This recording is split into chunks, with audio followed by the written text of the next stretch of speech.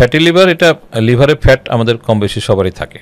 আমি আপনাকে যদি বলি যে লিভারের কোষের সংখ্যা কত, মিলিয়নস অফ, একটা সিঙ্গেল কোষ আমি যদি হিসাব করি, আমরা তো যারা সায়েন্সে পড়াশোনা করি ক্লাস 9 থেকে তো আমাদের কোষ সম্বন্ধে শেখানো হয় বায়োলজিতে, সেটা বোটানিতে আছে, জুওলজি বোটানিতে ওটা দেয় কোষ। যারা যারা যারা প্রাণী এবং উদ্ভিদ সবার লিভিং অবজেক্টের কোষ থাকে। এক কোষী প্রাণী হচ্ছে ব্যাকটেরিয়া, আর আমাদের বহুকোষী প্রাণী, আমাদের তো বিলিয়ন ট্রিলিয়নস অফ সেলস আছে।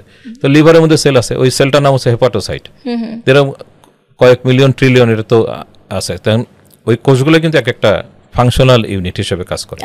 মানে বললাম লিভার একটা বড় ফ্যাক্টরি, কিন্তু একটা শিল্পাঞ্চলে থাকে না, অনেক ফ্যাক্টরি মিলে একটা অঞ্চল হয়। তো লিভার তো কিন্তু আপনার কোষগুলা কাজগুলা করতেছে। আপনার প্রশ্নটা ছিল হচ্ছে লিভার, ফ্যাটি লিভার, ওই যে কোষগুলোর কথা বললাম, সে বলা হচ্ছে যে 5%-এর অধিক যদি কোষ এক্সেস ফ্যাটি লিভার অ্যাকুমুলেশন হয়, জমা হয়, তাহলে 5%-এর নিচে কিন্তু অ্যাকসেপ্টেবল।